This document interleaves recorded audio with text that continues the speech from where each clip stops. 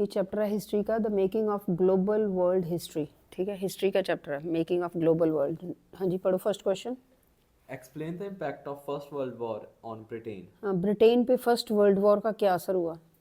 Post-war economic recovery proved difficult as the heavy expenditure on the World War I weakened the British economy. हाँ, ये तो हम सबको पता है कि जब वॉर होती है तो पैसा बहुत लगता है, ठीक है, आर्म्स एंड एमुनिशन पे, ठीक है, और उसकी रिकवरी में बहुत ज़्यादा टाइम लगा, बहुत खर्चा लगा, और इसीलिए ये ब्रिटिश की इकोनॉमी डाउन हो गई, वीक हो गई।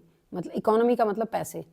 Next is While Britain was pre occupied. preoccupied with war, industries had developed in Japan and India, so now Britain had to face competition from these countries, especially from Japan. हाँ देखो, अगर कोई लड़ाई झगड़े में लगा रहता है, ठीक है, सपोज कोई इंडिविजुअल भी है, लड़ाई झगड़े में लगे रहेंगे तो फिर पढ़ाई नहीं होगी, फिर डेवलपमेंट नहीं होगी, फिर कोई जॉब करने नहीं जा सकता, फिर चोटें लगती हैं, ठीक है, ये चीज़ें। तो उसी तरीके से ये ब्रिटेन ने जब जो वॉर में, ठीक है, इन्वॉल्व हो गया फर्स्ट वर्ल्ड वॉर में, तो ये इसकी इकोनॉमी भी डाउन हो गई, और जितना ध्यान इसने वॉर पे लगाया, ठीक है, और फिर इंडस्ट्री और डेवलपमेंट खत्म हो जाती है, ठीक है, सब लोग घरों में बैठ जाते डर के कि वॉर लगी हुई है, काम पे नहीं जाते, और फिर जापान और इंडिया ने अपनी डेवलपमेंट की इंडस्ट्रीज, ठीक है, और जो ब्रिटेन है वो पीछे रह गया, उसको फेस करना पड़ा कंपटीशन, खास करके जापान के साथ। जापान बहुत आगे निकल गया, ठीक है। Next, To finance war expenditures, Britain had borrowed liberally from the US. This meant that the end of the war, Britain was burdened with huge external debates. हाँ, Debts. डेट्स बर्डनड, ठीक है, ये हो गया फाइनेंस जो है वो जो है finance to finance the war expenditure, खर्चे के लिए इन्होंने बोरो किया, ठीक है, बोरो मतलब उधार ले लिया, ठीक है, यूएसए से। तो उधार लेना तो वैसे ही बुरी बात है, कर्जे के नीचे डूब गया ये, ठीक है, ब्रिटेन। अब इसमें क्या हो गया, इस जब वॉर खत्म हुई तो इसके सिर के ऊपर कर्जा आ गया, हैवी डेट, ठीक है, ह्यूज मतलब बहुत ज़्यादा बर्डन आ गया। Next is The war had led to an economic boom, to a large increase in demand, production of prices, and employment. When the war boom ended, production contracted and unemployment increased. हाँ, जब war जो है तो देखो इसमें क्या हो गया कि डिमांड चीज़ों की बढ़ गई, प्रोडक्शन, प्राइस और एम्प्लॉयमेंट, ये सब चीज़ों की चीज़ें ये बढ़ गई हैं, ठीक है, इकोनॉमिक कंडीशन डाउन आ गई, और फिर इसके साथ क्या हुआ, प्रोडक्शन कॉन्ट्रैक्टेड मतलब कम हो गई, और अनएम्प्लॉयमेंट बढ़ गया। Next is importance of silk roots.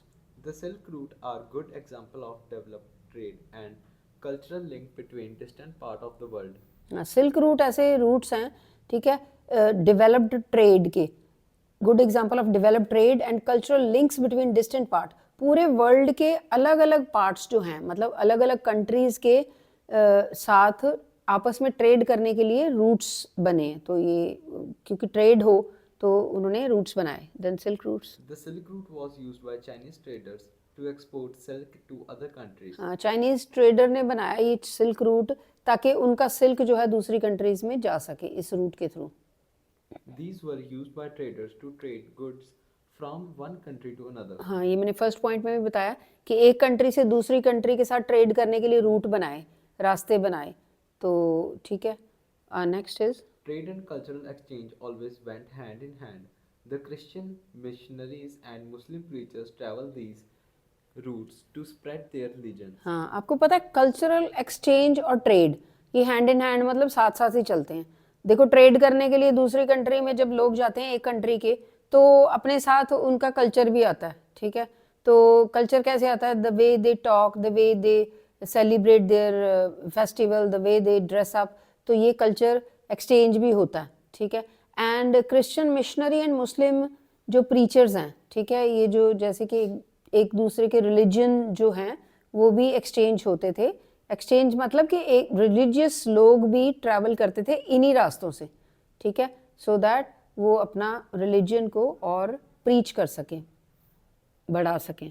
Buddhism emerged from India and spread in several directions through the Silk Routes. हाँ, बुद्धिज़्म तो इंडिया में ही इमर्ज हुआ, इंडिया से ही बुद्धिज़्म स्टार्ट हुआ, लेकिन काफ़ी कंट्रीज़ में अब बुद्धिज़्म चलता है, इसको मानते हैं लोग, ठीक है, और ये सिल्क रूट से ही गए जो बुद्धिज़्म मानने वाले एक से दूसरी कंट्री में गए, फिर वहाँ दूसरी कंट्री में भी ये फैल गया बुद्धिज़्म।